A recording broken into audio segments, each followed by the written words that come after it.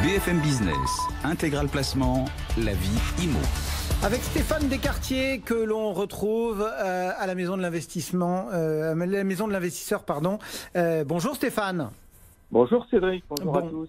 Lors de votre dernier passage, tout au début de la crise, vous aviez été un des premiers à nous proposer finalement une analyse immobilière de cette crise du coronavirus, de cette crise sanitaire.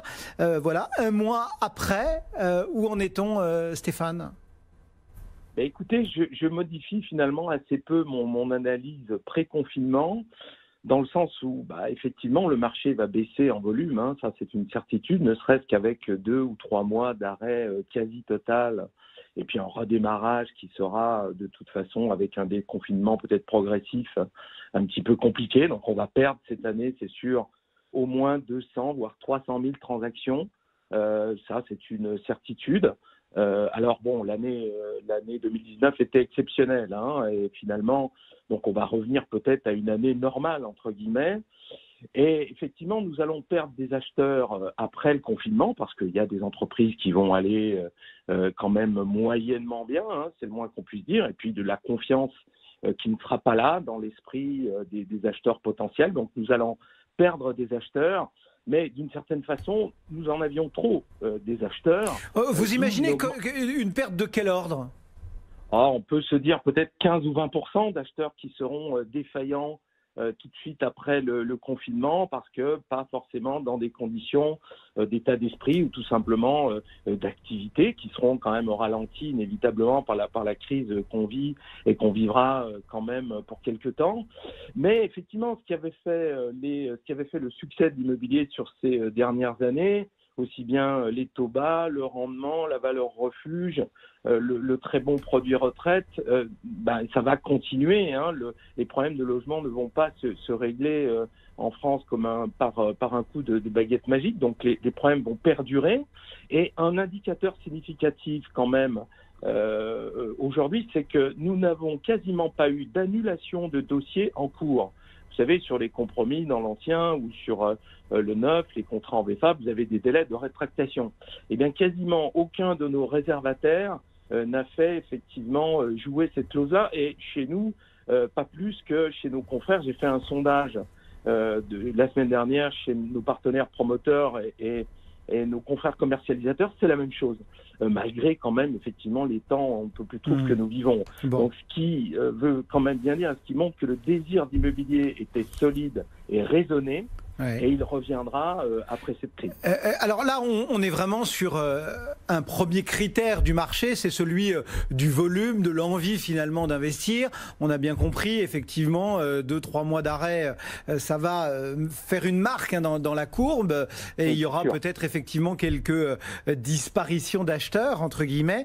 Maintenant, il y a aussi une autre composante qui est essentielle dans cet écosystème immobilier, Stéphane, c'est celui du prix. Et là, on n'arrive pas encore à vraiment forger de consensus. Tout le monde y va de sa petite estimation. Oui, ça baissera, non, ça baissera pas. Vous voyez les choses comment, vous ? Où est-ce que vont aller les prix ? Alors, c'est très compliqué, bien sûr. J'entendais Laurent Vimont ce matin sur votre antenne qui avait l'honnêteté de dire « je n'en sais rien ». Effectivement, aujourd'hui, personne ne peut dire précisément voilà ce qui va se passer.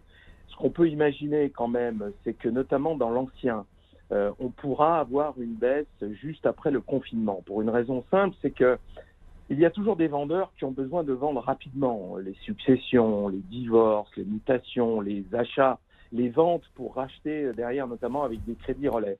Donc ces vendeurs qui étaient déjà pressés vont perdre 2 ou 3 mois. Donc ils vont être ultra pressés. Donc peut-être que pour réaliser leur vente rapidement, ils vont faire baisser en tout cas les prix de présentation. Donc on peut imaginer notamment que dans l'ancien, y compris en zone tendue, on ait une baisse, disons, courant l'été.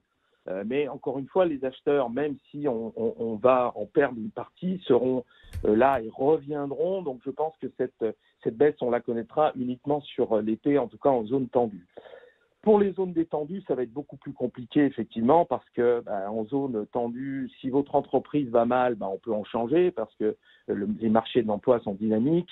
Dans les zones détendues, les marchés de l'emploi étant ceux qu'on connaît, ça va être beaucoup plus compliqué. Donc là, on peut s'attendre effectivement à des décrochages de prix plus sévères, peut-être de l'ordre de 10 à 15%. Et c'est dommage parce que les zones détendues, les villes moyennes allaient mieux, reprenaient des couleurs. Mais j'ai bien peur qu'effectivement, sur le court terme, en zone détendue, sur l'ancien, on ait un petit peu plus à souffrir. Là, vous nous parliez donc de l'ancien et dans le neuf. Oui. Alors pour le neuf, ce sera différent parce que nous étions, on en avait parlé plusieurs fois, nous étions déjà en pénurie avant la crise, mais comme dans toutes les périodes préélectorales concernant les municipales, puisqu'il y avait eu énormément de dossiers effectivement qui étaient gelés par rapport aux municipales.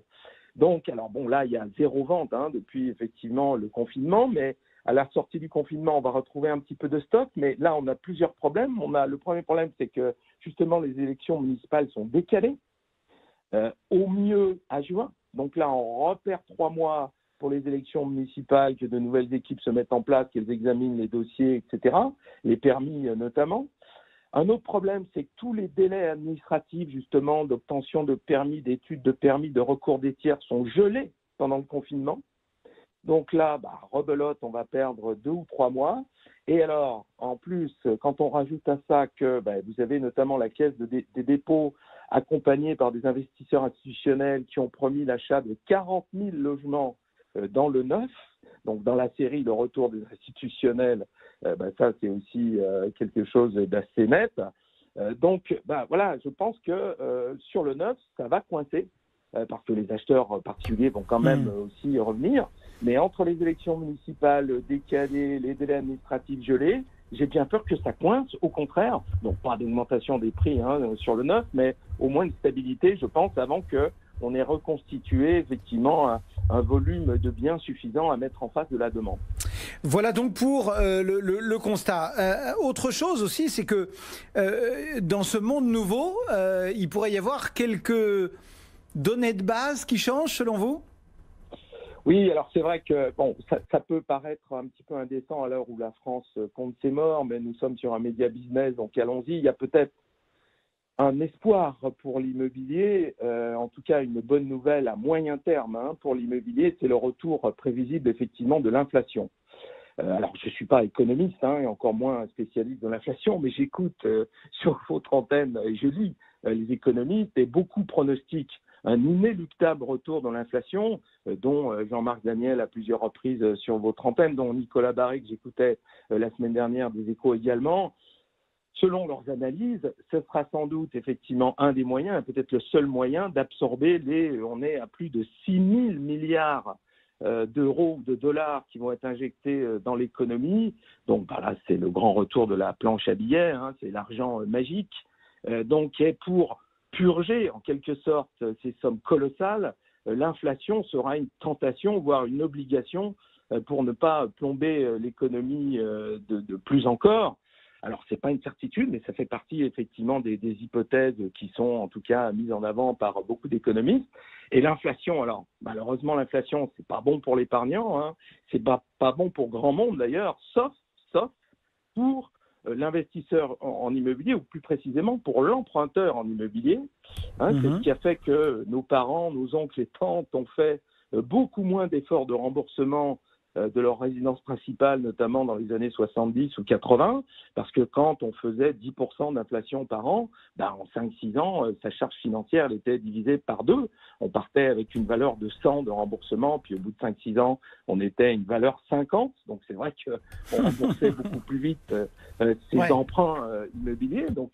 Donc ça, c'est vrai que ça va peut-être être une bonne nouvelle pour l'immobilier, c'est-à-dire que la dette qu'on fait aujourd'hui, elle va s'alléger d'année en année, si bien sûr cette hypothèse inflationniste se confirme. Sauf que ça fera augmenter les taux. Bien sûr, ça fera augmenter les taux.